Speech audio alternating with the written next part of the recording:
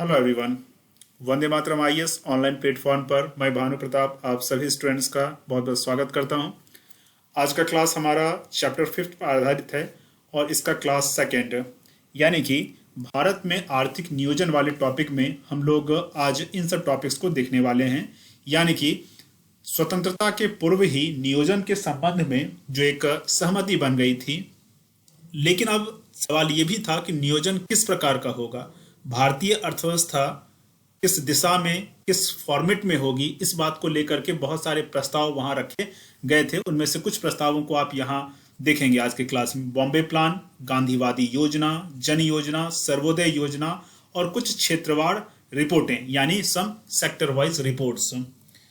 पहले तो ये समझ लेते हैं कि इन योजनाओं से क्या सवाल बन सकता है, सवाल बनेगा तो किस तरह का बनेगा, यहां थोड़ा देख लेते हैं।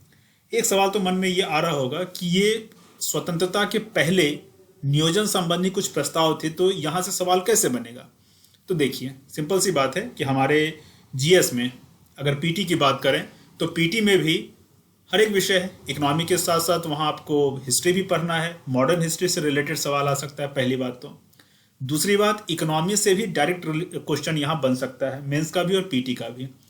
मेंस का इस कारण से बन सकता है क्योंकि बहुत सारे ऐसी योजनाएं हैं, बहुत सारे आज़ादी के बाद जो प्लानिंग थे, उन प्लानिंग में इन सब योजनाओं का असर रहा है। वैचारिक बातें जो होती हैं, उन वैचारिक बातों का असर लंबे समय तक हमें देखने को मिलता है, वो देखने को मिला। इसीलिए इस चैप्टर को, इस क्लास को बहुत अच्छे से आप समझेंगे। तो सबसे पहले हम लोग आते हैं बॉम्बे प्लान पर। बॉम्बे प्लान क्या था? तो जैसा कि इसके नाम से स्पष्ट है कि बॉम्बे प्लान यानी उस समय के जो प्रमुख पूंजीपति लोग थे, उनके द्वारा यह योजना प्रस्तुत की गई। तो देखिए, भारत के आर्थिक विकास की योजना भी इसको कहते हैं। वास्तव में इसका रियल नाम जो है वो यही है, भारत के आर्थिक विकास की योजना, a plan of economic development of India. इसी का लोकप्रिय नाम जो है बॉम्बे प्लान हो गया। क्लियर है? जिसे भारत के प्रमुख उद्योगपतियों ने तैयार किया था। उस समय के जो प्रमुख उद्योगपति थे उनमें कुछ लोगों का नाम यहाँ आप देख सकते हैं। पुरुषोत्तम दास ठाकुरदास, जे.आर.डी. टाटा, बिरला, लाला श्रीराम, कस्तूर भाई, लाल भाई, ए.डी. श्रॉफ और आरदे सिर दलाल, जॉन मथाई, ये सब। तो इन सब लोगों ने ये बॉम्बे प्लान तैयार किया था। इस प्लान को आप बहुत अच्छे से समझेंगे आगे, लेकिन इन सब का नाम भी आपको याद रखना है क्योंकि पीटी में कई बार सवाल यहाँ से डायरेक्टली बन जाया करते हैं, या फिर इसका जो रियल नाम है वहां से सवाल एक बन जाएगा। तो 2 पॉइंट यहाँ से पीटी का आपका हो गया। इन 8 उद्योगपतियों में पुरुषोत्तम दास ठाकुरदास राष्ट्रीय योजना समिति के 15 सदस्यों में से एक थे। बहुत इंपॉर्टेंट फैक्ट है, यहां से भी डायरेक्ट एक पीटी का सवाल बनेगा। देखो स्टूडेंट्स, एक स्टूडेंट ने कल मुझे मैसेज किया था, कल या परसों, कि सर पीटी के लिए जो इंपॉर्टेंट चीज़ें हैं, फैक्ट्स हैं, वो आप मुझे भेज दीजिए और वो मुझे तैयार करना है। तो देखो, अगर यूपीएससी की बात करें तो यूपीएससी में ऐसा कभी नहीं होता है कि आप कुछ फैक्ट्स को कलेक्ट करो, उसको याद करो, एग्जाम में आ जाएगा वो सब प्रश्न। ऐसा नहीं होता है। आप विषयों को पढ़ते हैं, विस्तार से पढ़ते हैं, उसी में से कुछ चीज़ें जो होती हैं, जो कि समझने वाली भी होती हैं, यानी कि सिर्फ याद करने वाली, समझने वाली भी होती हैं, उनसे प्रश्न बना करता है पीटी का भी। तो इसीलिए कहा जाता है कि अगर आप यूपीएससी की तैयारी कर रहे हैं तो पहला काम आपका होगा कि सिलेबस को बहुत अच्छे से देख लो, पाठ्यक्रम जो है उसको बहुत अच्छे से देख लो, मेंस के पाठ्यक्रम को विशेष रूप से। उसके बाद प्रीवियस ईयर क्वेश्चंस को, यानी मेंस और पीटी दोनों का, प्रीवियस ईयर क्वेश्चन भी पीटी मेंस दोनों का, सिलेबस भी पीटी मेंस दोनों का बहुत अच्छे से देख लेंगे। क्योंकि सिलेबस में क्या है कि मेंस का सिलेबस विस्तारित है, पीटी का उतना विस्तारित नहीं है, लेकिन पीटी मेंस दोनों का देखना है। उससे आपका क्लियरिटी आएगा कि वास्तव में प्रश्न जो पूछा जाता है वो कैसा पूछा जाता है। अभी मैं एक डिटेल से जो सिलेबस है, जितने भी विषय हैं मेंस में, उन सब का डिटेल वीडियो बनाऊंगा ताकि आपका मेंस का सिलेबस एकदम से क्लियर हो सके। इवन उसमें उन विषयों को तैयार करने के लिए कौन कौन से सोर्स का हमें अध्ययन करना है, ये सब भी मैं बता दूंगा। ठीक है, सिलेबस डिस्कशन पूरी तरह से सिलेबस के एक लाइन को समझाते हुए मैं आपको जो है जो उससे रिलेटेड जो सोर्सेज हैं वो भी बता दूंगा। ठीक है, तो पीटी के लिए आप पहले जो है मेंस को बहुत अच्छे से जब तैयार करते हैं तो पीटी का भी सवाल जो है वहां आपका क्लियर होता चला जाता है। ठीक है, ये एक बहुत इंपॉर्टेंट समझने वाली बात है। तो देखिए, पुरुषोत्तम दास ठाकुरदास, इन 8 उद्योगपतियों में, पीछे जो हम लोगों ने देखा 8 उद्योगपतियों का नाम याद कर लेना होगा। ठीक है, इन 8 उद्योगपतियों में एक जो थे पुरुषोत्तम दास ठाकुरदास राष्ट्रीय विकास समिति के 15 सदस्यों में से एक थे। अब आपके दिमाग में होगा कि सर राष्ट्रीय विकास समिति क्या है, सॉरी राष्ट्रीय योजना समिति क्या है। अब अगर पिछला क्लास आप लोगों ने किया है तो आपको राष्ट्रीय योजना समिति के बारे में पता होगा, अदरवाइज आप कंफ्यूज हो गए। मैं थोड़ा सा फिर से बता देता हूं। एनपीसी 1938 में स्थापना हुई थी, कांग्रेस की एक समिति है। इसको वास्तव में जो है कांग्रेस योजना भी कई बार कह दिया जाता है। और 1938 में इसकी स्थापना हुई थी। हम लोगों ने बात किया था इसके कुल सदस्यों की संख्या जो है 15 थी, लेकिन उप समितियों की संख्या इसमें राष्ट्रीय योजना समिति के उप समितियों की संख्या 29 थी, और सभी उप समितियों को भी अगर शामिल कर लिया जाए तब सदस्यों की संख्या 350 हो जाएगी। ठीक है, ऐसे राष्ट्रीय योजना समिति स्वयं में 15 सदस्य थे, मतलब सिर्फ राष्ट्रीय योजना समिति में 15 और उप समितियों सहित 350 सदस्य थे। ठीक है, 29 खंडों में अपनी अनुशंसा प्रस्तुत की थी और 1949 में इसका अंतिम रिपोर्ट जो है प्रकाशित हुआ था, राष्ट्रीय योजना समिति। जे.आर.डी. टाटा, जी.डी. बिरला और लाला श्रीराम, पीछे जो क्लास ले रहा था उसमें लाल श्रीराम बोल दिया गया था, लेकिन लाला श्रीराम इनका नाम था। ठीक है, तो ये टाटा, बिरला और श्रीराम ये भी राष्ट्रीय योजना समिति के जो उप समितियां थी, मैंने बताया था कितनी उप समितियां, तो 29 उप समितियां थी और उसमें सदस्यों की कुल संख्या 350 थी। तो उसमें उन उप समितियों के ये सब सदस्य थे उन 350 में। योजना की जरूरत तथा एनपीसी एवं बॉम्बे प्लान के सदस्यों की साझी सदस्यता से इन दोनों बड़ी योजनाओं के बीच स्पष्ट सहमति बन सकी। यानी कि जो एनपीसी है और बॉम्बे प्लान में स्पष्ट सहमति इसलिए बन सकी क्योंकि बहुत सारे सदस्य कॉमन थे। कुछ प्रमुख सहमतियां जो बनी थी वो क्या क्या थी आप देख लीजिए। इनके बीच सहमति, बॉम्बे प्लान के बीच में और राष्ट्रीय योजना के बीच में, राष्ट्रीय योजना समिति के बीच में किन किन मुद्दों को लेकर के सहमतियां बनी थी। ये बड़ा महत्वपूर्ण मुद्दा है क्योंकि इन सहमतियों के आधार पर आगे जो आजादी के बाद, स्वतंत्रता के बाद जो प्लानिंग बनते उनमें इन सहमतियों का बड़ा महत्वपूर्ण रोल था। ठीक है, तो देखिए दोनों के बीच जो सहमति है उसमें पहला है कृषि पुनर्संरचना। कृषि पुनर्संरचना में यह कहा गया कि बिचौलियों का उन्मूलन हो, यानी कि जमींदारी उन्मूलन। और आप देखते भी हैं कि स्वतंत्रता के बाद जमींदारी उन्मूलन बड़े स्तर पर चलता है। इसको भूमि सुधार भी कहते हैं, भू सुधार, लैंड रिफॉर्म, भू सुधार कहते हैं, लैंड रिफॉर्म। ये आपके सिलेबस का पार्ट है। ठीक है, तो इस बात की सहमति पहले ही बन गई थी। इसके अलावा न्यूनतम मजदूरी, कृषक उत्पादों को न्यूनतम एवं उचित मूल्य की गारंटी, सहकारी संस्थाएं, ऋण और विपणन, विपणन मतलब मार्केटिंग सहायता, इन सब मुद्दों पर सहमति बनी। दूसरी बात है औद्योगिकरण पर सहमति बनी, यानी कि दोनों योजनाओं ने भारी पूंजीगत वस्तुओं और मूलभूत उद्योगों पर फोकस किया, जोर दिया। ठीक है, इसके अलावा सोवियत योजना से सीखते हुए बॉम्बे प्लान और एनपीसी दोनों अनिवार्य उपभोक्ता वस्तु उद्योगों का विकास चाहते थे। अनिवार्य उपभोक्ता वस्तु उद्योगों का विकास चाहते थे। तो आप देख पा रहे हैं कि दोनों योजनाओं के बीच में किन किन मुद्दों को लेकर के सहमति बनी थी और इन सहमतियों का बहुत ही भारी असर स्वतंत्रता के बाद पड़ा था, जैसा कि मैंने आपको बताया। नेक्स्ट पॉइंट है कि मध्यम उद्योगों, लघु उद्योगों, कुटीर उद्योगों को प्रोत्साहन देने की नीति, क्योंकि इनसे अधिक रोजगार पैदा किया जा सकता है, साथ ही इनमें कम पूंजी तथा कम पूंजी संयंत्रों और मशीनों की आवश्यकता थी। राज्य को अर्थव्यवस्था में नियोजन, नियंत्रण, अर्थव्यवस्था के विभिन्न क्षेत्रों जैसे व्यापार, उद्योग, बैंकिंग को राज्य के स्वामित्व अथवा प्रत्यक्ष एवं अत्यधिक नियंत्रण के माध्यम से सक्रिय भूमिका निभानी थी। यानी राज्य को अर्थव्यवस्था में क्या करना है, अपनी भूमिका निभानी है। ये एक इंपॉर्टेंट सहमति थी। इसके अलावा मध्यम, कुटीर उद्योग, लघु उद्योग को प्रोत्साहन देने की नीति भी अपनाए जाने की बात पर सहमति दोनों पक्षों के बीच में बनी थी।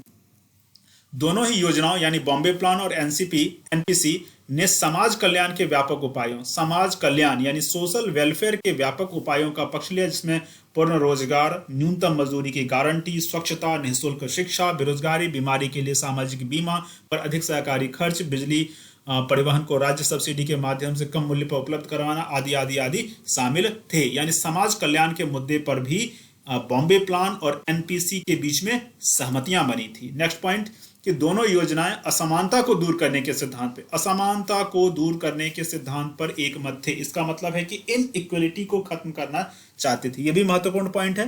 नेक्स्ट, गांधीवादी योजना। यहां तक क्लियर है? देखो दोस्तों, पिछले क्लास में हम लोगों ने आज तो बॉम्बे योजना देखा, पिछले क्लास में हम लोगों ने राष्ट्रीय योजना समिति हम लोगों ने देख लिया था, कांग्रेस योजना इसको कहते हैं। ठीक है, दोनों में तुलना भी कर लिया।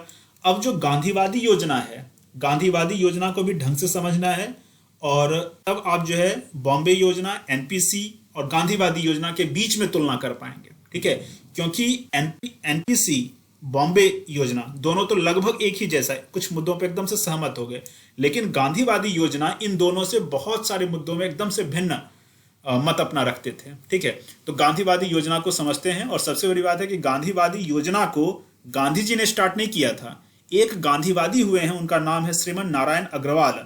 इन्होंने इस योजना का निर्माण किया था 1944 में। इनका नाम आपको ध्यान में रखना होगा। ये एक प्रमुख गांधीवादी व्यक्ति के रूप में मतलब प्रसिद्ध हुए हैं। इनका जन्म तो वैसे उत्तर प्रदेश में ही हुआ है, लेकिन ये गुजरात के राज्यपाल थे अपने जीवन के मतलब अंतिम समय में, मतलब बहुत बाद में 1912 से लेकर 1978 तक इनका कार्य जो जीवन काल है वो एक बार देख लीजिए, क्योंकि कई बार इस तरह के जो प्रमुख नेता उनसे सवाल यूपीएससी पूछ देता है पीटी में, तो आपको पता होना चाहिए। तो 78 के आसपास मतलब ये राज्यपाल भी रहे हैं, उसके कुछ पहले रहे होंगे निश्चित तौर पे।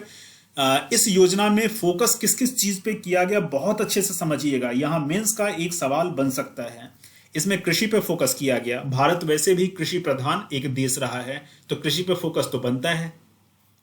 इसमें एनपीसी और बॉम्बे प्लान की तरह बड़े एवं भारी उद्योगों का समर्थन न करके कुटीर और ग्रामोद्योग का पक्ष लिया गया। देखो, भारत एक कृषि प्रधान देश रहा है, कुटीर उद्योग और ग्रामोद्योग यहाँ प्रमुख रहा है, तो भारत के जो परंपरागत औद्योगिक ढांचे हैं उस पर यहां फोकस किया गया था। इस बात को आप समझिए, फोकस किस पे किया गया, इसी पे फोकस किया गया कि भारत एक कृषि प्रधान देश, कुटीर और ग्रामीण उद्योग वाला देश, स्थानीय अर्थव्यवस्था यहाँ मजबूत अवस्था में, जिसकी कई बार मैंने भी चर्चा की है क्लास में, तो इस पे फोकस किया गया गांधीवादी योजना में।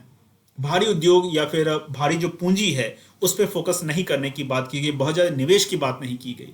उसका कारण था कि भारत की जो परंपरागत व्यवस्था है, वैदिक व्यवस्था है, जो कि बहुत संपन्न रही है, उद्योग धंधा बहुत संपन्न रहा है, लेकिन कभी भी बड़े बड़े उद्योग यहाँ स्थापित नहीं हुए, कभी भी उद्योगों में बहुत सारा जो है पैसा नहीं लगा, कभी भी यहाँ चीनी का उद्योग नहीं लगा, हमेशा गुड़ का ही उद्योग लगेगा। एक एग्जाम्पल समझाने के लिए, गुड़ जो है ग्रामीण स्तर पर उत्पादन हो सकता है, लेकिन चीनी का उत्पादन ग्रामीण स्तर पर कुछ सामान्य पूंजी से नहीं किया जा सकता, बड़े भारी पूंजी की आवश्यकता होती है। ठीक है, वस्त्र उद्योग आप देख लीजिए, तो वस्त्र उद्योग पहले क्या खुद लोग जो है, जो जुलाहे थे वो वस्त्र उत्पादन करते थे, बर्तनों का उत्पादन कुम्हार गांव के जो है वो करते थे, चप्पलों का उत्पादन, जूतों का उत्पादन कौन करते, गांव के जो है मोची वो करते थे।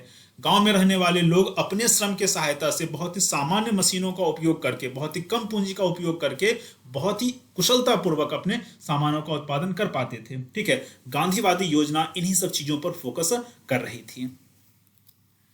इस योजना में भारत के लिए एक विकेंद्रीकृत डिसेंट्रलाइज्ड आर्थिक संरचना की रूपरेखा प्रस्तुत की, जिससे आत्मनिर्भर गांव की व्यवस्था बनेगी। देखो, गांव का मतलब ही क्या होता है, गांव का मतलब ही हुआ कि पूरी तरह से आत्मनिर्भर एक इकाई, पूरी तरह से आत्मनिर्भर इकाई, उसमें कुटीर उद्योग होगा, ग्रामोद्योग होगा, उसमें कृषि होगा, उसमें गौपालन होगा, एक पूरी जो है सो व्यवस्था वहां, ताकि उसको अन्य गांव पर भी इवन और शहरों पर तो बिल्कुल भी नहीं, अन्य गांवों पर भी निर्भर रहने की आवश्यकता नहीं है, और शहरों पर तो ये बिल्कुल निर्भर नहीं रहते थे। ठीक है, पूरी तरह से आत्मनिर्भर सेल्फ इंडिपेंडेंट विलेजेस की व्यवस्था जो प्राचीन काल से ही चली आई थी, उसकी परिकल्पना गांधीवादी योजना में की गई। इसका उद्देश्य क्या था? इसका उद्देश्य था जन के भौतिक उन्नति, जन मतलब लोगों के भौतिक उन्नति के साथ साथ सांस्कृतिक उन्नति भी सुनिश्चित करना। अब कहोगे कि सर गांव में जो है भौतिक उन्नति के साथ सांस्कृतिक उन्नति, ये दोनों में क्या रिलेशन है? हाँ है।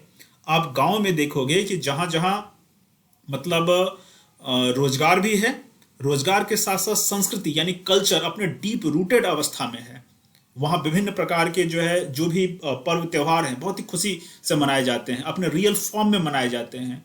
हम में और आप में बहुत सारे ऐसे लोग होंगे, मतलब हम में से बहुत सारे ऐसे लोग हैं जो कि गांव को छोड़ चुके हैं, चाहे पढ़ने के लिए, रोजगार के लिए या किसी भी कारण से। तो उनकी अवस्था कैसी रहती है? क्या वो संस्कृति को जो रियल फॉर्म है उसमें आप मना पाते हैं? नहीं मना पाते हैं। दिवाली अभी कुछ दिन पहले खत्म हुई है, तो दिवाली जो गांव में मनाई जाती थी अब जो शहरों में मनाई जाती है, दोनों में बहुत भारी अंतर है। हमने जो है बहुत सारे पर्व त्योहार, बहुत सारे खान पान, बहुत सारे पहनावों को छोड़ दिया। क्यों छोड़ दिया? क्योंकि शहरी वातावरण जो था वो अलग किस्म का था। ठीक है। तो ये योजना ये भी चाहती है कि भौतिक उन्नति तो हो, लेकिन साथ ही साथ सांस्कृतिक जो एक मजबूती है वो भी बनी रहे, सांस्कृतिक उन्नति भी सुनिश्चित हो। अब दोनों में तुलना, ये महत्वपूर्ण पॉइंट है जो मैंने शुरू में ही कहा था कि गांधीवाद वो एनपीसी और साथ साथ बॉम्बे प्लान, तो बॉम्बे प्लान एनसीपी और एक तरफ जो है गांधीवाद, इन दोनों में तुलना कर लेते हैं। तो देखिए, गांधीवादी एनपीसी अथवा बॉम्बे प्लान के केंद्रीयकृत नियोजन यानी सेंट्रलाइज्ड जो प्लानिंग का मामला था, राज्य की अर्थव्यवस्था में प्रभावी भूमिका और औद्योगिकरण पर बल देने जैसे विचारों से सहमत नहीं थी। इस बात को समझ आए क्या? इसको मैं इस तरह से भी समझा सकता हूं कि पहले अगर हम गांव की बात करें तो पहले निजीकरण था या सरकारीकरण था? निजी क्षेत्र अच्छी अवस्था में थे या सरकारी क्षेत्र अच्छी अवस्था में थे in the term of economical activity? तो इकोनॉमिकल एक्टिविटी के संदर्भ में निजी क्षेत्र ही एक्टिव था, ठीक है। तो यहां क्या हो गया, यहां सरकारी क्षेत्र को कहा गया कि सरकार भी इन्वॉल्व होगी, सरकारी क्षेत्र हुआ करेगा, केंद्रीयकृत नियोजन होगा। ये तो केंद्रीयकृत नियोजन तो समाजवादी व्यवस्था, एक आदर्श व्यवस्था के संदर्भ में प्रस्तुत की जाती थी इस अवधारणा को, लेकिन बात अलग है।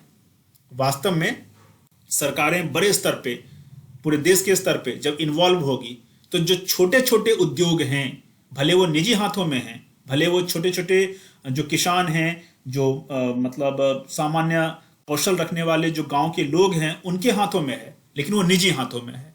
निजी हाथों से सरकारी हाथों में गया और सरकारी हाथों से बड़े बड़े पूंजीपतियों के हाथ में चला गया हमारा सभी उद्योग धंधा, ठीक है। तो इस बात को गांधीवादी योजनाकार इस बात को भलीभांति समझ पा रहे थे। गांधी जी के लिए, अब गांधी जी की बात डायरेक्टली कर लेते हैं, तो गांधी जी के लिए मशीनें, वाणिज्यिकीकरण और केंद्रीकृत राज्य शक्ति आधुनिक सभ्यता की अभिशाप की तरह हैं, अभिशाप की तरह हैं, जिन्हें यूरोपीय उपनिवेशवाद ने भारतीयों पे थोपा है। बहुत सुंदर बात है। गांधी जी का थॉट में से कई क्षेत्रों में देखने को मिलता है, और गांधी जी के थॉट के बहुत सारे बिंदुओं पे बहुत सारे लोग असहमत रहते हैं, खासकर उनका पॉलिटिकल जो सोच विचार था उसमें अभी भी सवाल उठते हैं। लेकिन गांधी जी का इस संदर्भ में जो सोच था कि हमारा जो है कुटीर उद्योग, ग्रामोद्योग, ठीक है, संस्कृति को प्रोत्साहन, इन सब मुद्दों पे गांधी जी का जो विचार था उसको आज तक कोई चैलेंज नहीं कर पाया है। आज तक इसमें कोई खामी ढूंढी नहीं जा सकी है। क्यों? क्योंकि ये परंपरागत और एक तरह से कह सकते हैं कि सनातन व्यवस्था थी। सनातन यानी हमेशा से चली आ रही व्यवस्था थी, ठीक है। तो गांधी जी का ये मानना था, तो गांधीवादी योजना का भी लगभग यही कुछ मानना था।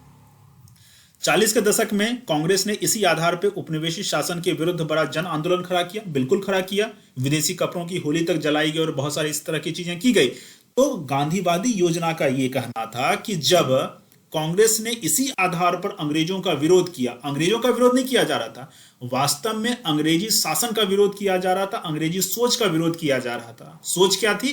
केंद्रीयकरण, और केंद्रीयकरण के माध्यम से अपने लोगों को फायदा पहुंचाना, बड़े बड़े उद्योग स्थापित करके। इसी बात का तो विरोध किया गया। अब किस तरह से जो है कांग्रेस एनपीसी के माध्यम से फिर उन्हीं सब चीजों का सपोर्ट कर रही है। गांधी के जो लाडले थे उन्होंने फिर इन्हीं सब चीजों को बढ़ावा दिया, तो फिर अंग्रेजों को यहां से जाने की आवश्यकता क्या थी? ऐसा जो है विरोध के संदर्भ में हो रहा है कि गांधीवाद बनाम जो है कांग्रेस की बात की योजनाएं। लेकिन एनपीसी में कांग्रेस ने इन मुद्दों पर अलग राय कायम की और एक तरह से गांधी जी के मत को छोड़ दिया, ठीक है। गांधी जी का वास्तव में, गांधी जी के पूरे आइडियोलॉजी को आप देखेंगे तो गांधी जी ठोस रूप से किन्हीं चीजों को स्थापित करवा नहीं सके। गांधी का सबसे बड़ा जो योगदान था वो यही था कि ग्रामीण और खादी ग्रामोद्योग है, अभी भी दुकानें जो है पूरे देश में इसकी होती हैं, खादी ग्रामोद्योग की। तो ये नीति के रूप में क्यों नहीं एक्सेप्ट किया गया? निश्चित तौर पे करना चाहिए था, खास करके कांग्रेस जब सरकार बनाती और लंबे समय तक रहती है। तो एनपीसी के पहले ही सत्र में 15 सदस्य एनपीसी के एकमात्र गांधीवादी सदस्य, अच्छा 15 सदस्य में से एक सदस्य जेसी कुमारप्पा भी थे। तो इन्होंने यह कहकर गतिरोध पैदा कर दिया कि एनपीसी को औद्योगिकरण की योजना पर विचार करने का क्या अधिकार है। बहुत सुंदर है। एनपीसी औद्योगिकरण की योजना पर क्यों विचार करेगा? कुमारप्पा ने यह कहा कि कांग्रेस की प्राथमिकता है कि आधुनिक उद्योगवाद को सीमित करना, वो उसे समाप्त करना। गजब का लाइन इन्होंने बोला। इनका मतलब मानना था कि वास्तव में कांग्रेस का या फिर स्वतंत्र भारत की जो सरकार है उसका तो काम ही होना चाहिए कि फिर से अपनी पुरानी व्यवस्था को स्थापित करें। एक एग्जाम्पल अगर ले लिया जाए, मान लीजिए कि किसी चोर डकैत है और वो आपके घर में घुस आया। और घर के लोगों को देखा कि आपस में ही ये घर के लोग लड़ झगड़ रहे हैं, तो उसने क्या किया कि अपनी एक व्यवस्था बना दी, पूरे घर का सेटअप अपने अनुसार कर लिया कि यहाँ जो है शराब पियेंगे, यहाँ ये करेंगे, यहाँ वो करेंगे, ठीक है। टेबल चेयर भी अपने हिसाब से लगाया, बहुत सारे नई चीज़ों को ले आया, बहुत सारे घर की चीज़ों को बाहर ले जाके बेच दिया। अब मान लो कि किसी भी तरह से हम लड़ झगड़ करके उसको बाहर निकालते हैं, उस व्यक्ति को, जो चोर डकैत था उसको बाहर निकालते हैं, फिर क्या होगा? हम उसके द्वारा बनाया गया सेटअप कि एक शराब खाना बना दिया, ये बना दिया, वो बना दिया, हमारे घर में जो है सो सभी गंदी चीज़ों को कर रहा है, उसी की व्यवस्था को कायम रखेंगे, या फिर उसको भगाने के बाद हमारी जो पुरानी व्यवस्था थी, जो हमेशा से चली आ रही थी हमारे बाप दादाओं के द्वारा स्थापित, उसको फिर से पुनर्बहाल करेंगे। तो निश्चित तौर पर यहाँ आपको लगना चाहिए कि ठीक है, हो सकता है कि एक दो पॉइंट कुछ उसका अच्छा भी हो, लेकिन ऑलमोस्ट जो हमारी अपनी पुरानी व्यवस्था थी उसको फिर से पुनर्स्थापित करने की आवश्यकता है। वही बात भारत देश के संदर्भ में, भारत देश में जो पुरानी व्यवस्था थी उसको क्यों नहीं स्थापित किया गया? अगर अंग्रेजों की ही व्यवस्था को फिर से स्थापित कर लिया गया, यानी कि अंग्रेजों को जिस चीज से फायदा हो रहा था उस चीज को फिर से स्थापित कर दिया गया। अंग्रेजों के जाने के बाद भी बहुत सारी अंग्रेजी कंपनियां भारत में ही बनी रही। तो ये एक बहुत बड़ा मुद्दा था। गांधीवादी जो भी थे वो इस बात का विरोध कर रहे थे। जेसी कुमारप्पा भी उसमें से एक थे। जोसेफ चल्लादुरई कॉर्नेलियस इनका पूरा नाम है, ठीक है। कुमारप्पा बोल दिया जाता है, कॉर्नेलियस यानी समझता ये क्रिश्चियन कम्युनिटी से जुड़े हुए हैं। लेकिन बाद में नेहरू जी ने हस्तक्षेप करते हुए घोषणा की कि एनपीसी के ज्यादातर सदस्यों का यह मानना है कि बड़े उद्योगों को उस सीमा तक प्रोत्साहित किया जाना चाहिए जहां तक वह कुटीर उद्योगों के लिए संकट पैदा ना कर दे। ठीक है, उस समय तो संकट लग रहा होगा कि संकट पैदा नहीं किया, लेकिन आज की तारीख में क्या बता सकते हैं कि गांव-गांव में जो उद्योग स्थापित थे, कुटीर उद्योग जो थे, ग्रामोद्योग जो थे, घर स्वयं में एक औद्योगिक इकाई हुआ करती थी। ठीक है, तो क्या उस चीज को बड़े बड़े उद्योगों ने नष्ट नहीं कर दिया? आज तो हम देखते हैं कि नष्ट कर दिया। यानी कि नेहरू की जो नीति थी, नेहरू ने जो कहा था कि कुटीर उद्योगों के लिए संकट नहीं होगा, लेकिन हुआ। आज हम स्पष्ट रूप से मात्र 70-75 साल में देख पा रहे हैं। अब नेक्स्ट आते हैं, नेक्स्ट योजना जन योजना। गांधीवादी योजना हमने देखा, अब जन योजना के बारे में बात कर लेते हैं। जन योजना को एम.एन. राय ने 45 में इसका निर्माण किया था और ये युद्धोत्तर पुनर्निर्माण समिति के अध्यक्ष थे। अतिवादी थे यानी एक्सट्रीमिस्ट नेता थे। ठीक है, एम.एन. राय। और भारत में कम्युनिस्ट आंदोलन, मार्क्सवादी आंदोलन इन्हीं के नेतृत्व में आगे बढ़ा। आज भी हम जो देखते हैं कम्युनिस्टों का या वामपंथियों का प्रभाव, तो ये शुरुआती नेता थे भारत में। तो एम.एन. राय ने जन योजना लाया। यह योजना मार्क्सवादी समाजवाद पर आधारित है। इसमें लोगों की मूलभूत आवश्यकताओं की पूर्ति की जरूरत की वकालत की। इस योजना में कृषि व उद्योग दोनों को प्रमुखता दी गई। अनेक अर्थशास्त्रियों का मत है कि भारतीय योजनाकरण में समाजवादी रुझान के पीछे यही योजना है। 90 के दशक के यूनाइटेड फ्रंट सरकार व 2004 के यूपीए के न्यूनतम साझा कार्यक्रम की प्रेरणा भी यही रही है। 1990 के दशक में जो आर्थिक सुधार किया गया, मानवीय चेहरे के साथ आर्थिक सुधार, उसमें इस योजना का आपको प्रतिध्वनि देखने को मिलता है। वैसे इस योजना का वास्तविक उद्देश्य क्या था भारत में, उसके बारे में ज्यादा क्या बात करना, क्योंकि ये थोड़ा विवादास्पद व्यक्ति रहे हैं। अब नेक्स्ट आता है सर्वोदय योजना। निश्चित तौर पे ये एक बहुत ही महत्वपूर्ण योजना और गांधीवादी योजना से इसकी साम्यता आपको देखने को मिलेगी। तो भारत में नियोजित विकास का एक खाका समाजवादी नेता जयप्रकाश नारायण, जिनको लोकप्रिय नाम जेपी के नाम से पुकारा जाता है और इनको जो है लोक नायक भी कहा जाता है। इनके बारे में आप ध्यान में रखना, इनको लोक नायक कहा जाता है, लोक नायक जयप्रकाश नारायण। तो 1950 में इन्होंने प्रस्तुत की इसको सर्वोदय योजना, यानी सबों का उदय हो, ऐसा योजना इन्होंने परिकल्पना किया। इस योजना की मूल प्रेरणा गांधीवादी पद्धति का एक सामुदायिक रचनात्मक कार्य तथा ट्रस्टीशिप, गांधी जी का एक सिद्धांत ट्रस्टीशिप का रहा है, सामुदायिक रचनात्मक कार्य आदि जो गांधीवादी पद्धति है, उसी की मूल प्रेरणा से सर्वोदय की योजना आती है। सर्वोदय नेता फिर जो विनोबा भावे की सर्वोदय का विचार भी इसमें समाविष्ट था। तो कुल मिलाकर के गांधीवादी पद्धति, विनोबा भावे की का जो सोच है, वो सब इस योजना से साम्यता रखते हैं। ठीक है, गांधीवादी योजना से ये बहुत कुछ मिलता जुलता है। जैसे कि यह योजना भी कहता है कि कृषि आधारित लघु और कुटीर उद्योगों पर बल, आत्मनिर्भरता, विदेशी पूंजी तथा तकनीक पर प्रायः नगण्य निर्भरता, भूमि सुधार, आत्मनिर्भर गांव, तथा योजना का विकेंद्रीकृत सहभागी प्रकार आदि आदि आदि। तो ये सब चीजें जो है गांधीवादी योजना और जो सर्वोदय योजना में दोनों में साम्यता रखती है। अब आगे देखते हैं स्वतंत्रता के बाद। चूंकि जयप्रकाश नारायण एक बहुत ही महत्वपूर्ण हस्ती रहे हैं, तो इसीलिए इनका स्वतंत्रता के बाद इनकी जो सोच रही है नियोजन के संदर्भ में जो अपनाई गई, इनकी जो सोच थी गांधीवादी जो योजना थी वो तो स्वीकार नहीं की गई, ऑलमोस्ट दरकिनार कर दिया गया।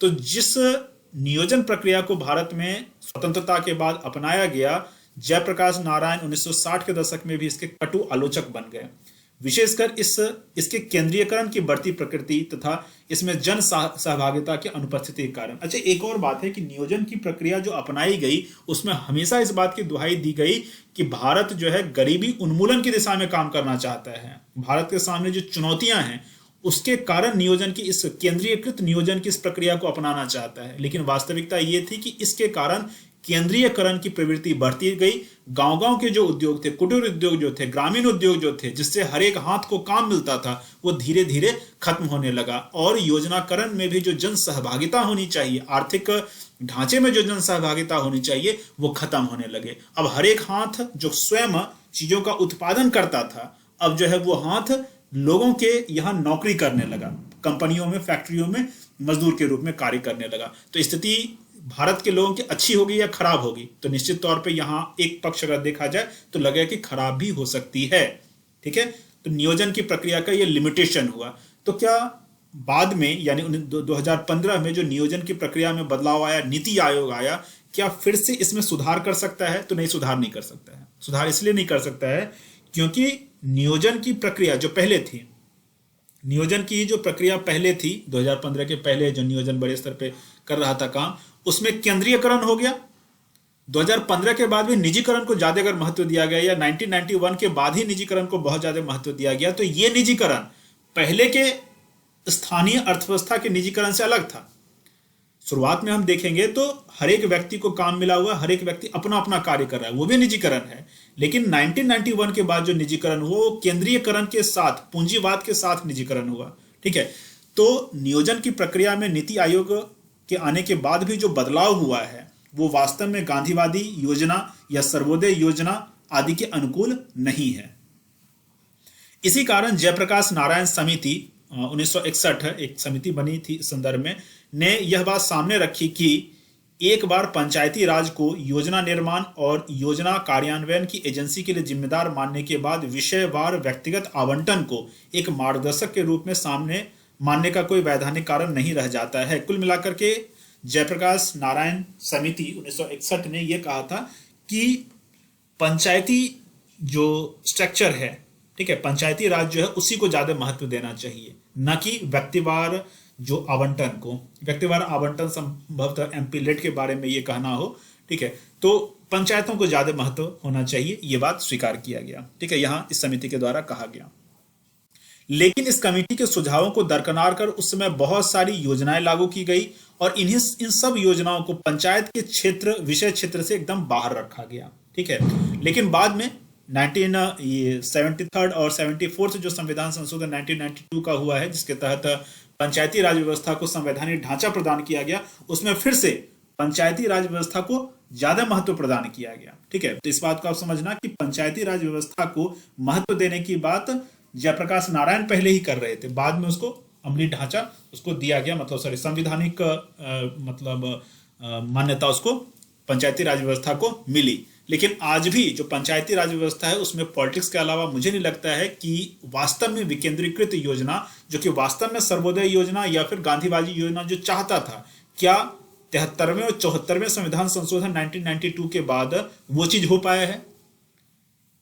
क्या आर्थिक गतिविधियां ग्रामीण स्तर पर केंद्रित फिर से हो पाई? क्या गांव में हर एक व्यक्ति को गांव में ही रोजगार मिल रहा है? जितने भी चीजों का आदमी उपभोग करता है, कंजप्शन करता है, क्या उन सभी चीजों का उत्पादन गांव में ही हो रहा है?